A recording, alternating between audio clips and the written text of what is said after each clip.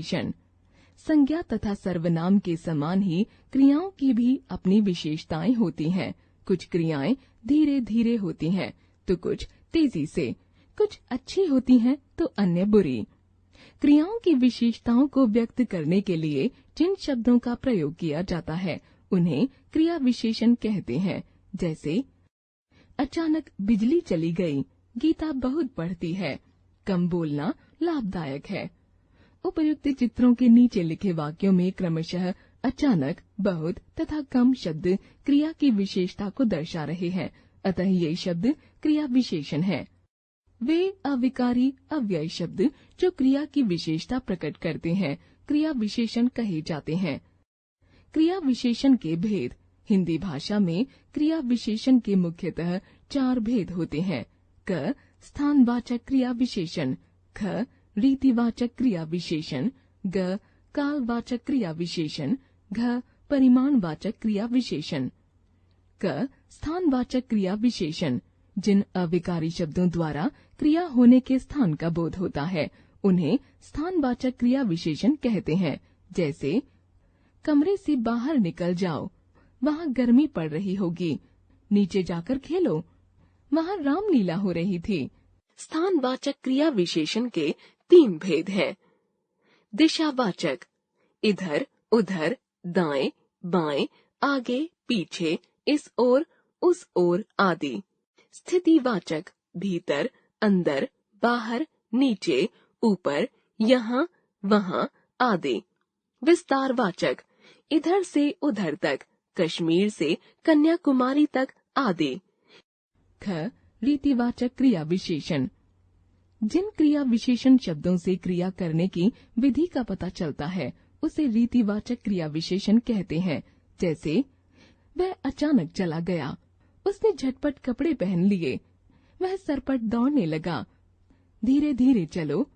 रीतिवाचक शब्द ऐसे, धीरे धीरे, अवश्य, गलत, कदाचित, एकाएक, यथा, धड़ाधड़, बेशक, वास्तव में, जी, ठीक, सच, हाँ, कदापि, नहीं, फटाफट, क्यों, कैसे, अकस्मात, तक, मात्र आदि।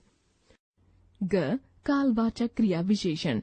जिन क्रिया विशेषण शब्दों से क्रिया के संपन्न होने के समय का बोध होता है उन्हें कालवाचक क्रिया विशेषण कहते हैं। जैसे हम कल घूमने जाएंगे, वह परसों चला गया था, अब हमें चल देना चाहिए, वह प्रतिदिन व्यायाम करता है। ग कालवाचक शब्द आजीवन, आयु पर्यंत, प्रतिवर्ष, 2 वर्ष से, दिन भर, रात भर, वर्ष भर, कल, परसों, आज, रात, दिन, पुनः, बहुधा, नित्य, बार बार, फिर, अक्सर आदि। घ परिमाणवाचक क्रिया विशेषण।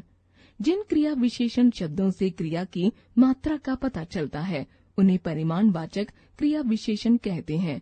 जैसे मुझे थोड़ा अवसर और दो, उसके पास अधिक धन नहीं है, बूंद बूंद से सागर भरता है।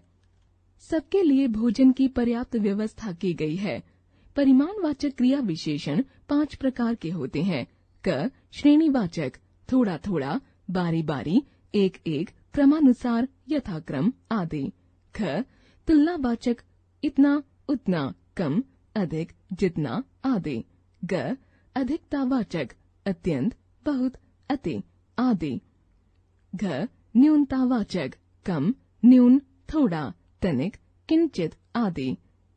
अंग पर्याप्तवाचक, पर्याप्त, यथेष्ट, काफी आदि।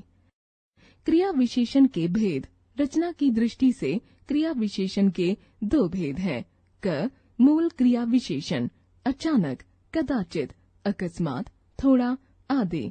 ख यौगिक क्रिया विशेषण, एक साथ, एक बार, प्रतिदिन, हाथों हाथ, हर दिन, प्रत्येक वर्ष, ध्यान से, वेग से, आजीवन आदि। क्रिया विशेषण और विशेषण में अंतर।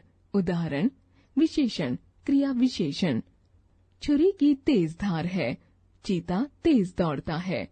अशोक महान सम्राट था, अकबर ने महानता के कार्य किए। सोमनाथ मंदिर में अकूत खजाना था, उसने अथक परिश्रम किया। यह बात झूठ है। झूठ बोलना पाप है। उसके पास बहुत समय है, बहुत काम कर लिया, अब आराम करो। हमने सीखा, अविकारी शब्दों के 4 भेद होते हैं। क्रिया विशेषण से क्रिया की विशेषता का पता चलता है। क्रिया विशेषण के 4 भेद हैं: स्थानवाचक, रीतिवाचक, कालवाचक और परिमाणवाचक क्रिया विशेषण। विशेषण एवं क्रिया विशेषण में प्रयुक्त शब्द समान हो सकते हैं, परंतु इनके प्रयोग में पर्याप्त अंतर होता है।